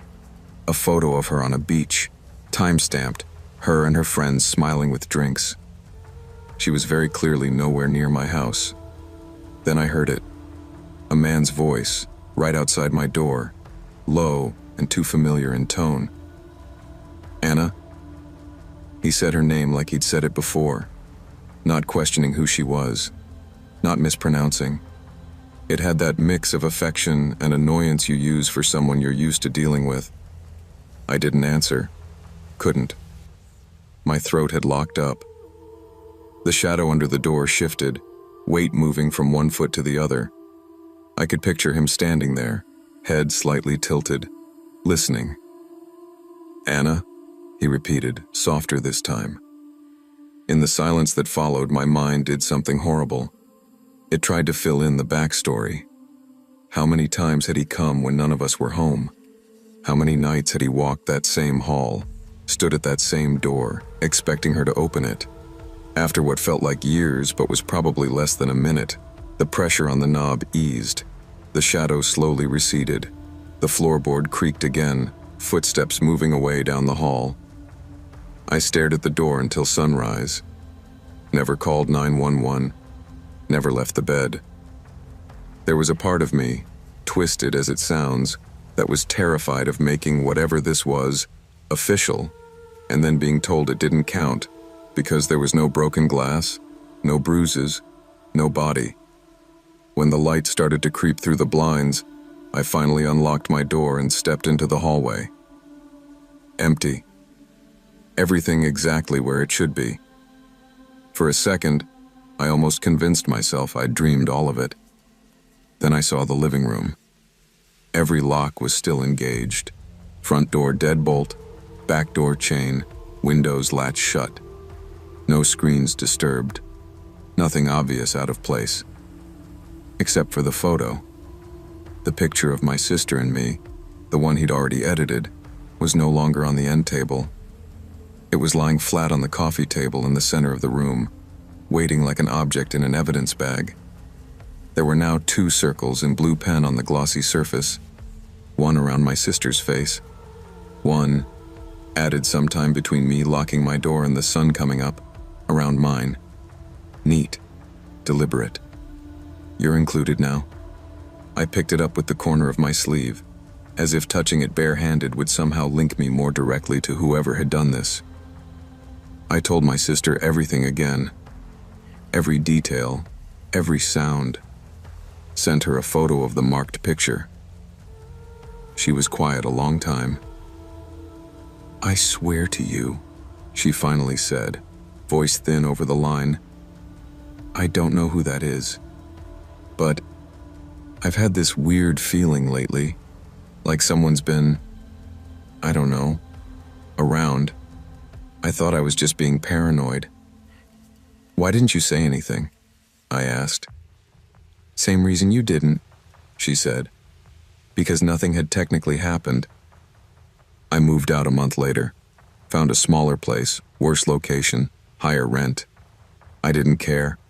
I left my sister the lease and the landlord's indifference. There was no official complaint, no police report with weight behind it.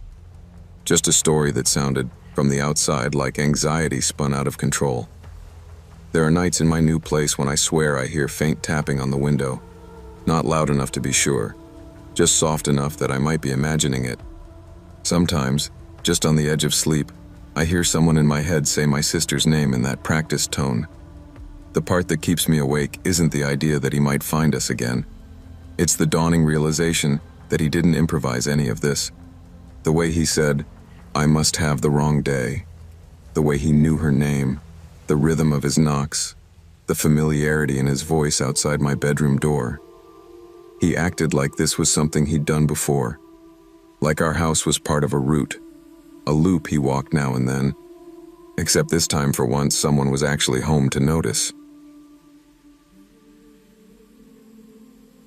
When my father died, he left the lake cabin to my sister Claire and me. We hadn't spoken in 3 years, not since the night before my engagement party, when Claire had an affair with my fiancé. I told them both to get out of my life. The anger didn't fade overnight, and now, weeks after Dad's funeral, we were stuck sharing a cabin neither of us remembered fondly. Driving up the winding road, memories of summers long gone clashed with the resentment still burning in my chest. Claire kept chatting in the passenger seat about redecorating, planting flowers, maybe even repainting the deck. I only nodded, staring out at the mist over the lake. The cabin looked like Dad had left in a hurry, or like someone had been living there secretly. Couch cushions were disturbed, cupboard doors left open, cans stacked in odd patterns. Muddy footprints led from the back door straight to the master bedroom. Claire laughed it off. "Maybe Dad had a caretaker, or someone came to check on the place," she said, brushing her blonde hair behind her ear. That night, though, it became impossible to ignore. As I lay in bed, I heard slow creaking from the attic above. Step after step, deliberate, like someone testing the planks. The air smelled faintly of pipe tobacco. Dad's scent, but I knew he was gone. Claire was asleep beside me. I considered waking her, then decided against it. Something about the sounds didn't feel random. It was familiar, too familiar, and deep down, I knew the cabin held secrets. Secrets Dad hadn't told us, or maybe, secrets he had tried to hide. On the third morning, we searched the cabin, hoping to explain the smell and creaking. Nothing. No source of smoke. No one hiding. But while inspecting Dad's old desk, I found a loose floorboard. Beneath it was a box of letters. Claire and I opened them together, hesitating. Some letters were addressed to me, some to her, some to neither of us. Many were never sent. But the content was disturbing. Dad had written about Claire, ruining everything. About me being too blind to see her true nature. About hearing footsteps at night, seeing someone standing on the dock at 3 a.m., whispering outside his door. I read one aloud, voice shaking. "She comes into my room at night now. She says she wants what I stole from her. I was wrong to leave her behind." Claire gasped. "Dad, hallucinating maybe? I don't know." I whispered. That night, the attic creaking returned. This time, it was slower, more deliberate. Someone was descending the steps, testing each plank. My heart raced. I nudged Claire awake. Her eyes widened as she heard the steps approaching. We hid behind the kitchen counter, frozen. A low, familiar female voice whispered, "Asterisk, asterisk, I want what's mine. Asterisk, asterisk." The footsteps turned sharply toward us. We didn't wait to see more. We bolted, packed a bag, shoved our feet into sneakers, and drove through the night, leaving the cabin and the lake behind. Claire cried silently, gripping the steering wheel. I tried to reassure her. "It's just Dad's old fears. Maybe the wind, shadows, memories." She shook her head. "You don't get it." It was her voice. 2 days later, my phone buzzed with a single message from Claire. I braced myself, expecting panic or anger. It was a picture of the cabin's bedroom. The bedsheets were pulled back. On the pillow, a lock of Claire's hair arranged in the shape of my initials. I dropped the phone, my stomach twisting. She's back," I whispered. Claire didn't respond to my follow-up texts. Not once. I called her, left voicemails. Silence. I told Mark about the cabin story, trying to find logic in the terror. "Maybe it's a prank," he said. "Maybe someone found the letters and is trying to scare you." But his voice lacked conviction. At night, I slept with the lights on, checking every corner of my apartment, every hallway, every window. The creaks of old pipes became footsteps. Shadows along the walls stretched like fingers. Then, last night, It happened. A muddy footprint appeared outside my bedroom door. I froze. It wasn't mine. Not Claire's. I stepped back, breathing shallow. The smell hit me first wet earth, lake mud. Then I heard it. A slow, deliberate shuffle. Someone was pacing just outside, testing the floorboards like Dad's letters had described. I grabbed my phone to call the police. Signal weak. Nothing.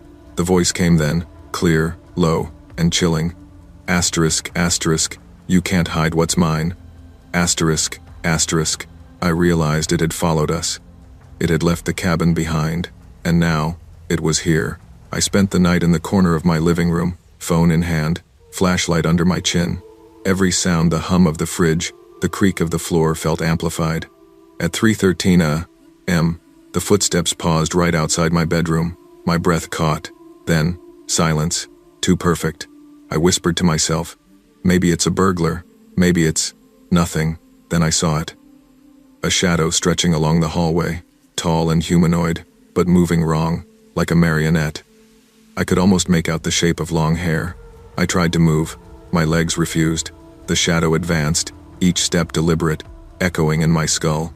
You took what wasn't yours, the voice whispered, dripping venom. The phone slipped from my hand.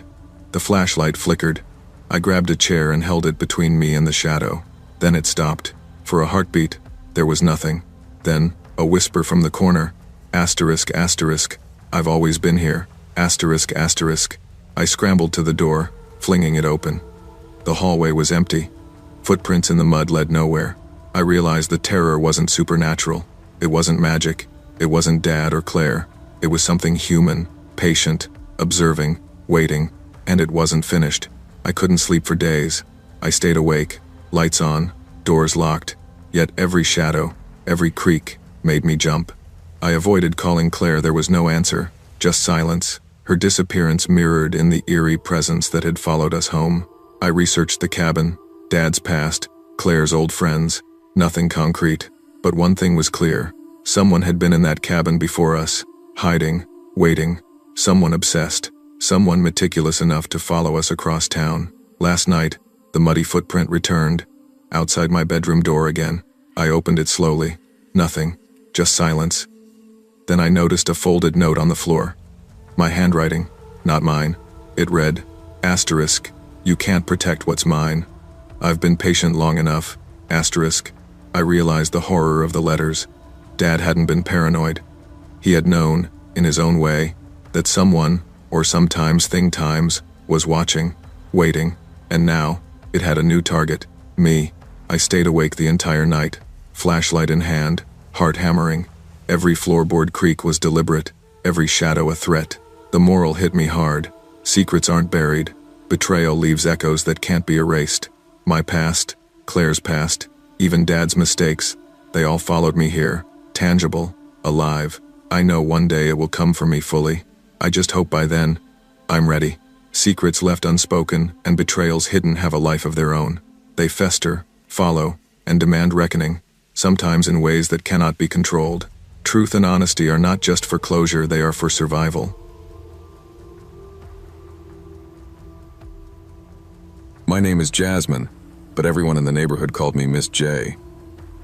At 15, house sitting for extra cash felt like a pretty good gig, especially on a Tuesday afternoon in July. The sun was pouring over the Halversons' manicured lawn, the scent of freshly cut grass hanging heavy in the air, and down the street, I could hear the rhythmic thwack of a tennis ball. The atmosphere was disarming, aggressively normal. I was watching 8-year-old twins, Max and Sam. Their mom, Mrs. Halverson, had called me around noon, apologizing profusely. "Jay, I am so sorry, but I have a last-minute emergency meeting with the school board. It's unavoidable. Can you cover until 7? I agreed immediately. More hours meant more money toward the used car I desperately wanted. She seemed rushed, maybe a little stressed, but nothing out of the ordinary. She gave the boys a quick hug, told me the pizza was already paid for, and sped off in her SUV. The boys and I were sprawled out in the family room, building some ridiculously complex Lego spaceship. Max was arguing with Sam about the placement of a fin when I heard it. A soft, metallic shh. It was the sound of the sliding patio door opening, followed by a quiet thud as it slid shut. "Did you guys invite anyone over?" I whispered, putting down my piece of Lego. Max shook his head, his eyes wide. "Mom said no one was allowed." The Halversons were very strict about that. I told the boys to stay put and silent. I crept toward the hallway leading to the kitchen, my heart starting to pound not from fear of a ghost or a slasher, but from the sudden, jarring intrusion into our quiet afternoon. I figured it was a neighborhood kid, or maybe a thief. I peered around the corner of the banister, looking down into the kitchen. It wasn't a stranger. It was Mr. Lyle Halverson. Lyle Halverson was an imposing man, usually quiet and polite, a retired professor who always wore a blazer. But the man in the kitchen now was different. He was standing perfectly still, his back to me, and he was covered in blood. It was dried, rusty brown blood spatter on his shirt and across the back of his neck, but it wasn't gushing. He looked utterly calm, methodical, as though he were performing a tedious household chore. He wasn't rushing, wasn't looking for valuables, and wasn't making a sound. He simply walked to the kitchen window and slowly, deliberately, pulled the blind down. Swoosh. Then he moved to the deadbolt on the garage door, flipped the lock, and engaged the top security chain. Click. Clack. I pulled back from the banister, retreating silently until my back hit the wall. The true horror of the situation hit me. The emergency meeting was a lie. Something had happened, something violent given the blood, and Lyle was home, but he wasn't well. He was locking us in. I crept back to the family room. Max and Sam were still whispering, confused. "Boys," I mouthed, "we have to be absolutely silent."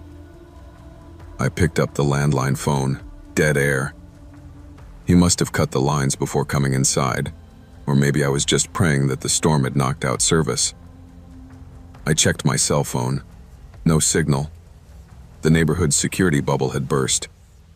We were trapped in a silent house with a man who knew every hiding spot and every creek. He believed he was saving his family from the outside world, and I was just an obstacle, or maybe tragically, part of the family he intended to save. Lyle had disappeared from the kitchen, and the entire house had fallen into an unnatural silence. We had retreated to the master bedroom upstairs, the one room with a door that had a small, old-fashioned bolt lock. It wouldn't hold him for long, but it gave us a moment. The boys were crying silently, and I held them close, trying to project a calm I didn't feel. "We have to get out," I whispered. "The windows. Can we open the windows?" The window was old, heavy, and painted shut. It took all my strength to shove it up just enough to create a gap. The cool breeze on my face was a jolt of reality. We were on the second floor. It was a rough drop, but not impossible if we could break the fall. The problem was getting to the window without being heard. Lyle knew this house intimately. I pictured him downstairs, the hammer I had briefly glimpsed tucked into his waistband, waiting patiently. I knew that the second-to-last step on the main staircase always squeaked, and the third floorboard outside the master bath always groaned. I moved first, pulling Sam after me. "Step lightly. Exactly where I step," I instructed. We navigated the obstacle course of the upstairs hall in slow motion. Creak. We froze. It wasn't the floorboard. It was the sound of a door opening downstairs, followed by a heavy padded thud from the landing. Lyle was now on the staircase. I pushed Sam and Max into the laundry room, which had a small window overlooking the roof of the garage. "Hide in here, under the linen basket. Don't make a sound no matter what you hear." I moved back toward the master bedroom, trying to draw him away from the boys. I stepped onto the infamous third floorboard. It gave a loud, agonizing groan. Too late. The floorboard had worked. It had bought me a moment. The methodical footsteps in the hall paused, then rerouted toward the master bedroom. I sprinted back into the room, slammed the door shut, and slid the bolt home. I didn't hide. I went straight for the window. I needed a distraction, something to make him believe I was still in the room. I snatched a heavy antique lamp off the nightstand and hurled it against the far wall. Crash! Almost immediately, the sound was followed by a heavy shoulder hitting the door. Bam! The old wooden frame groaned, and the bolt threatened to give. Bam! Again. The wood around the bolt cracked. I didn't have time to hesitate. I wrenched the window open wider, shoved the thick area rug underneath the sill to soften the edge, and looked out. The drop was 15 feet to a flower bed, but just beside the window was a thick, robust rose trellis climbing up the wall. I raced to the laundry room, pulling Sam and Max out. Quickly! Out the window! The trellis is right there! Max, being the braver twin, went first. I lowered him out, supporting his weight until his sneakers found purchase on the crossbars of the trellis. Go down fast. Keep going until your feet touch grass. Don't look back. Sam was next. He was crying and scared, but the sheer terror of the repeated BAM from the master bedroom was a powerful motivator. I lowered him too, watching until he was halfway down. I could hear the master bedroom door splintering behind me. I looked back. The door was buckling. Sam was almost at the bottom. Max was already running toward the neighbor's yard. Safety. They were safe. I had to go. I climbed onto the windowsill, my legs already dangling outside, searching for the trellis. I could hear the final, desperate cracking sound of the door frame giving way. I was halfway out when a piece of the door exploded inward, and I heard the heavy thud of the door hitting the wall. I froze, heart hammering. I hadn't looked back, but I knew he was there. I heard his breath, not frantic but slow and deep, right behind me. He wasn't rushing. He didn't need to. I was framed perfectly in the window, my back to him, one leg still inside the room. Leaving so soon, Miss J? His voice was a calm, low whisper, entirely devoid of anger or panic, which made it the most terrifying sound I had ever heard. I felt the sudden, chilling pressure of his finger on the back of my shoulder, the lightest touch imaginable. I turned my head just enough to see him. He was standing in the doorway, the shattered wood frame framing his figure. The hammer was now held loosely at his side, dripping slightly. His eyes were wide and focused, completely lost in his own reality. He had an expression of serene disappointment, like a father catching a child trying to sneak out after curfew.